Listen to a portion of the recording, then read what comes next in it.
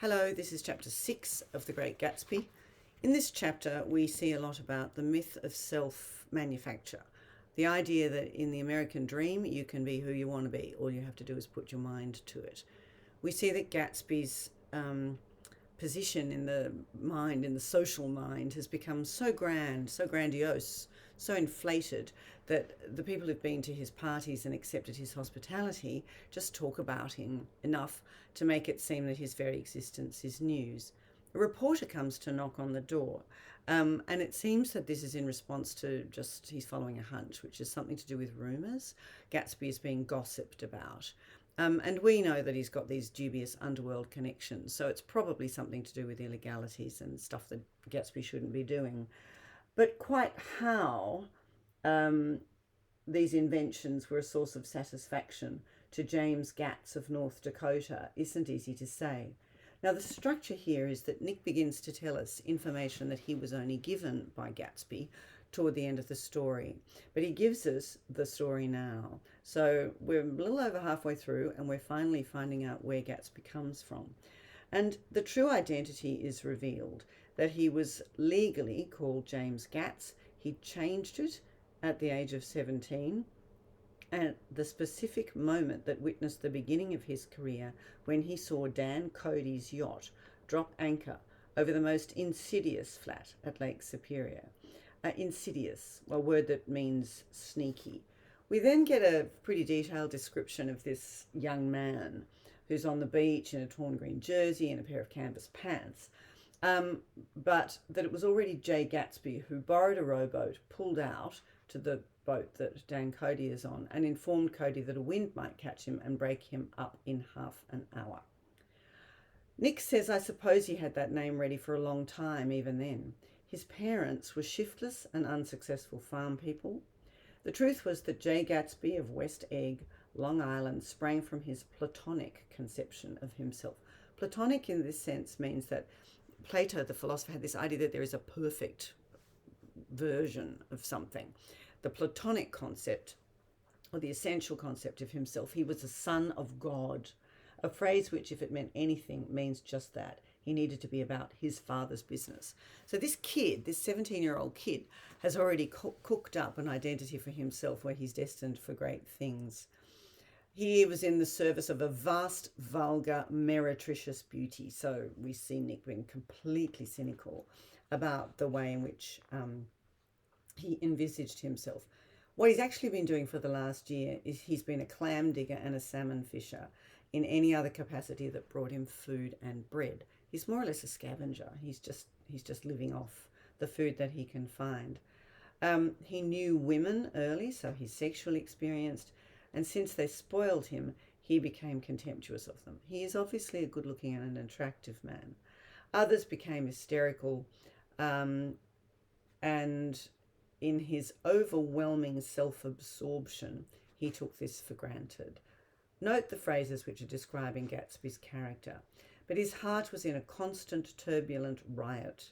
The most grotesque and fantastic conceits, that means conceits are where two odd things are put together, like a juxtaposition, putting unlikely things together, haunted him in his bed at night, an ineffable gaudiness. So this bigness, this shininess, the noteworthiness, the showy offness of Gatsby is something that he's already got. And in the night, when he dreams, the clock ticked on the washstand and the moon soaked with wet light his tangled clothes upon the floor.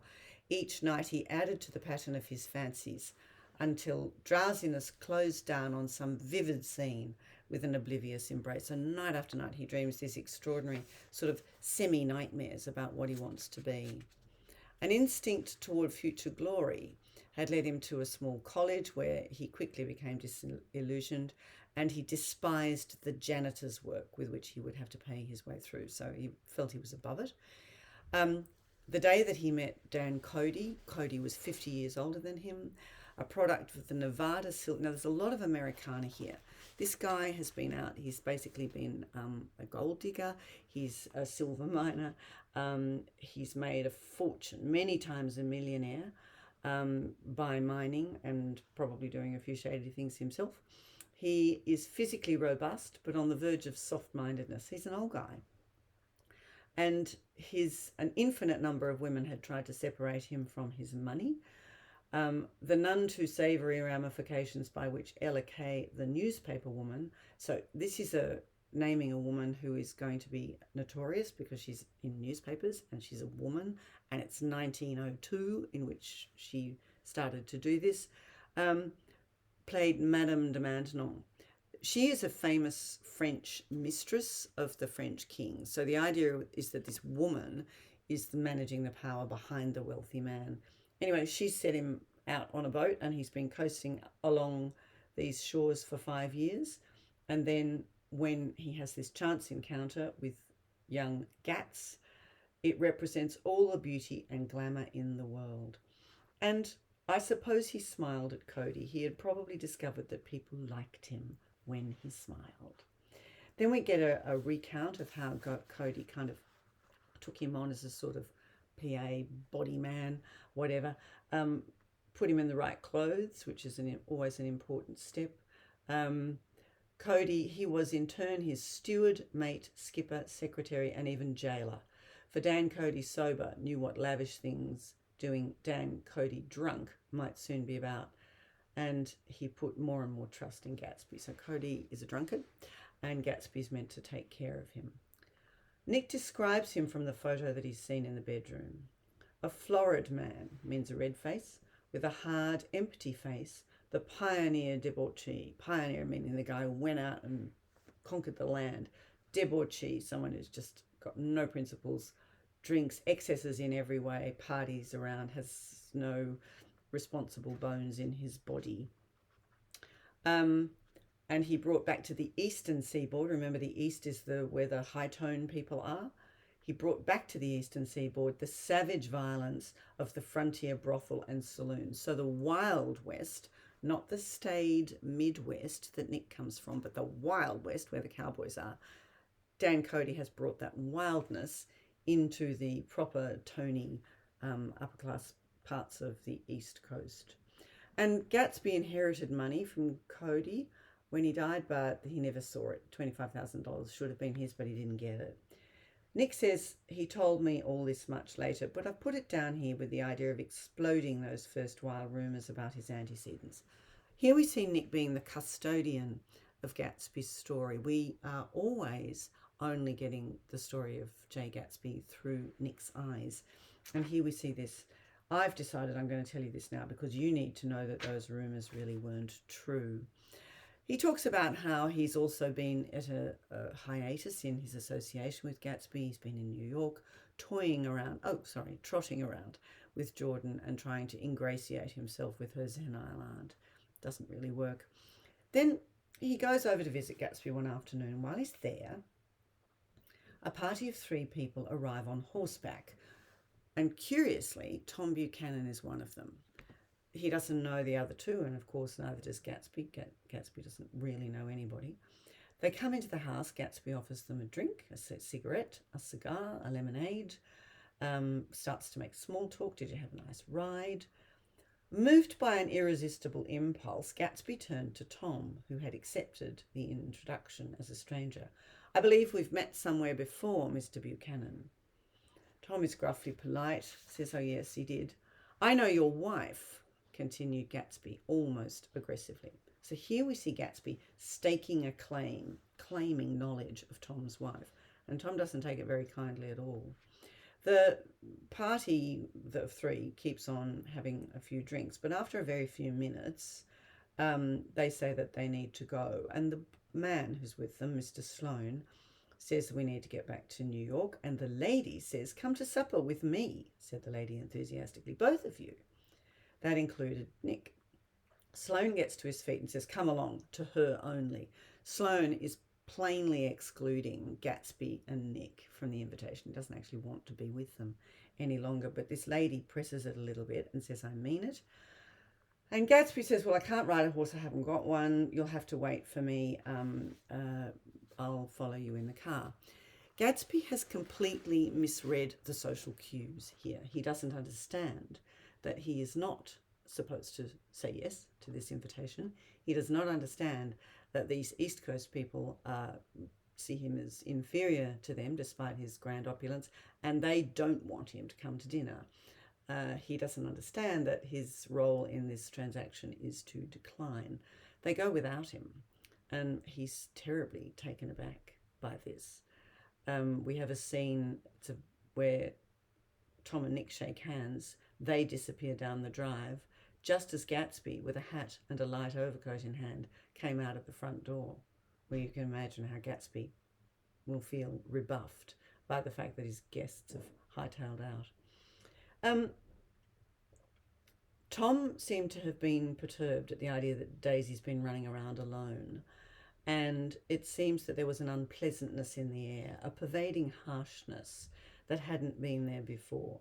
Or perhaps, says Nick, I'd merely grown used to it, to accept West Egg as a complete world in itself with its own standards and its own great figures. When they arrive, we have Daisy's voice once again playing murmurous tricks in her throat. We are now, I think, at another party. Sorry, I just missed this here. They're at another party. Daisy says, these things excite me so. If you want to kiss me, Nick, I can arrange it for you. Just, I'm giving out cards. So she plays around. Gatsby says that she should look around. Tom's arrogant eyes roam the crowd. And Gatsby says, perhaps you know that lady. And here we are at one of these extraordinary, memorable metaphors. Gatsby indicated a gorgeous, scarcely human orchid of a woman who sat in state under a white plum tree. And in a few pages' time, we're going to find that the man that's been leaning over her, they've been gradually easing toward each other until there's just like a tiny, tiny fragment separating them, and the man gives her a quick kiss on the cheek. She's lovely, said Daisy. So Gatsby takes them around and introduces them to people, and then they sit down for dinner, but it doesn't go very well. Daisy and Gatsby dance. Nick, remember being surprised by his graceful conservative foxtrot. I'd never seen him dance before. Nick must have had dancing lessons to be able to do that. And then Tom goes off he's with this different group of people. And Nick says, we're at a particularly tipsy table. That was my fault. Gatsby called to the phone, but what had amused me a few weeks ago when he last saw them turned septic on the air now. Septic, infectious, disease-ridden. And then we get a description of a totally drunk woman, and Daisy seeing once again, he sees this kiss between the awkward woman and the man who's been talking to her, and she says once again, I like her, I think she's lovely. But the rest offended her. She was appalled by West Egg, this unprecedented place that Broadway had begotten upon a Long Island fishing village. So here we're seeing the corruption of the American dream. Broadway, with all its trashy, flashy, entertainment, light-hearted, empty-headed, entertaining, has come to this Long Island fishing village, a place where there was character and charm, and people toiled and took the fruits of the sea. She saw something awful. The too obtrusive fate herded its inhabitants along a shortcut from nothing to nothing. She saw something awful in the very simplicity she failed to understand. So even Nick thinks that Daisy is an airhead. As the chapter goes on, we get a bit more of the motif of Daisy's voice, husky, rhythmic whisper. And Tom is suspicious. He says, I'd like to know what he does, and I think I'll make a point of finding out. And then Daisy answers and says that he owns some drugstores, lots of drugstores. He built them up himself. So this is another lying backstory, although it is in fact close to the truth, because what he's been selling in these drugstores is illegal liquor. Then everybody goes. After the party, Nick stays. Nick stays because Gatsby asked him to wait until he was free. And when he is free and everyone else has gone home, Gatsby hurries to say to him, she didn't like it. Of course she did. She didn't like it. She didn't have a good time. He was silent, and I guessed at his unutterable depression. And then Nick has a realization. He wanted nothing less of Daisy than that she should go to Tom and say, "I never loved you." After she had obliterated 4 years with that sentence, they could decide upon the more practical measures to be taken.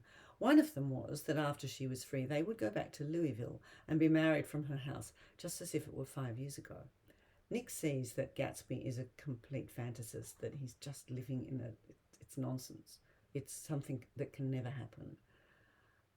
"I wouldn't ask too much of her," I ventured. "You can't repeat the past." "Can't repeat the past?" he cried incredulously. "Why, of course you can." Now that's a key quote. That's a hinge on which this whole story turns. Gatsby's wish is to repeat the past, and as Nick says rightly, that it can't happen. And the chapter closes with 3 really very beautiful and poetic paragraphs.